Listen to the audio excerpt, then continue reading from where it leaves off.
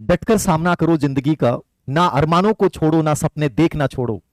जिंदगी को खुलकर जियो, क्योंकि ये दोबारा ना मिलेगी।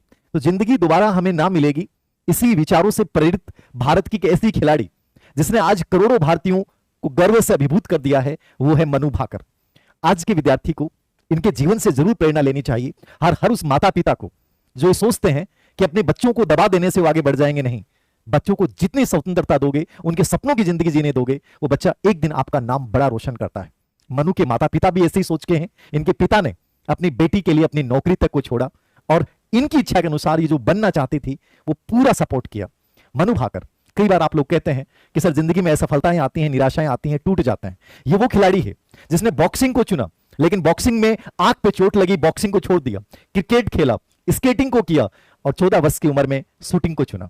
आप सोच सकते हैं इतने सारे खेल थे, उनमें से फिर किसी एक खेल को चुनना। हम बहुत जल्दी परेशान हो जाते हैं कि सर मेरा ड्रीम था, मैं इसको हासिल नहीं कर पाया, अब मेरी जिंदगी की शुरुआत कैसे होगी। इनका जीवन ये सिखाता है जब एक ऑप्शन बंद हो जाता है तो दूसरा बड़ा ऑप्शन आपके सामने खुल के रहता है और उसमें इतना जुनून भर दो कि उस ऑप्शन ने आपको नहीं चुना, आपने उसको चुन लिया। और शूटिंग में इन्होंने पहली खिलाड़ी है, कई ओलंपिक में कई पदक जीत लेते हैं, लेकिन भारत की पहली एथलीट, एक ही ओलंपिक में 2 मेडल जीतने वाली मनु भाकर।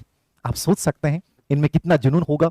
लेकिन सबकी कहानी में कोई ना कोई दर्द जरूर होता है और इन्होंने गीता को चुना। गीता एक ऐसा संदेश, क्योंकि बाकी जितने भी संदेश दिए गए वो शांति काल में दिए गए हैं, लेकिन भगवत गीता युद्ध काल में दिया गया एक ऐसा संदेश है जब एक योद्धा अपने ही सामने अपने ही लोगों को देखकर और युद्ध क्षेत्र से भागने की बात करता है, पराजय की बात करता है, कायरता की बात करता है, और उसी योद्धा को भगवान श्री कृष्ण कहते हैं कि जीवन क्या है और लड़ाई क्या होती है। उसी संदेश को पढ़ के फिर से युद्ध के मैदान में लौटती है मनु भाकर। और उसी गुरु को, कई बार होता ना कि हम किसी पे पापा ने सपोर्ट नहीं किया, मम्मी ने सपोर्ट नहीं किया, गुरु पे अपरिपक्वता की वजह से इन्होंने जो आरोप भावनाओं में बह के लगा दिया, उसी गुरु की शरण में जाती है और पेरिस ओलंपिक से पहले उन्हीं गुरु का आशीर्वाद लेके, याद रखिएगा, जिसको आपने सिखाया है, जिसको आपने आगे बढ़ाया है, उसको कभी मत छोड़ना। मनु भाकर का जीवन यही कहता है कि उसी गुरु की शरण में दोबारा से उसी गुरु पे विश्वास करके उस गुरु के पैरों में जाकर और फिर ये पेरिस ओलंपिक में उतरती है और उतरती नहीं है, 2 मेडल जीतती है। कहानी क्या है? कहानी ये है, सपने कभी छोटे मत देखो, बड़े देखो। इनका एक इंटरव्यू में देख रहा था, उसमें कह रही थी कि मैं ब्रॉन्ज के बारे में नहीं सोच रही, मैं गोल्ड के बारे में सोच रही हूं। गोल्ड के बारे में सपना देखोगे तो कम से कम कांसे पदक तो आपको मिलेगा। ये मनु भाकर का जीवन कहता है। नंबर 2, जब आपके सामने एक ऑप्शन बंद हो जाए तो दूसरे बड़े ऑप्शन में अपना पूरा जुनून लगा दो, 100% सफलता तुम्हारे पास चल के आएगी। नंबर 3, जब भी एंजाइटी हो, निराशा हो, तनाव हो, तो भारत का सबसे बड़ा ग्रंथ भगवत गीता को सुनिए। भगवत गीता आपको हर निराशा और तनाव से बाहर निकाल देगी। चौथी बात, जिस गुरु ने आपको आगे बढ़ाया है उस गुरु का साथ कभी मत छोड़िए, क्योंकि वही आप में फिर से वो विश्वास पैदा कर देगा।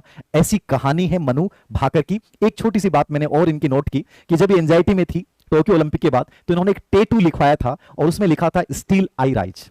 याद रखिएगा, जब तनाव हो तो अपने आसपास कोई एक ऐसा कोटेशन लिखिए, अपनी दीवारों पे लिखिए जो आपको हर पल प्रेरित किए। स्टिल आई राइज का मतलब था मैं फिर उठूंगी, मैं फिर जीतूंगी, और उन्होंने उस चीज को साबित किया है।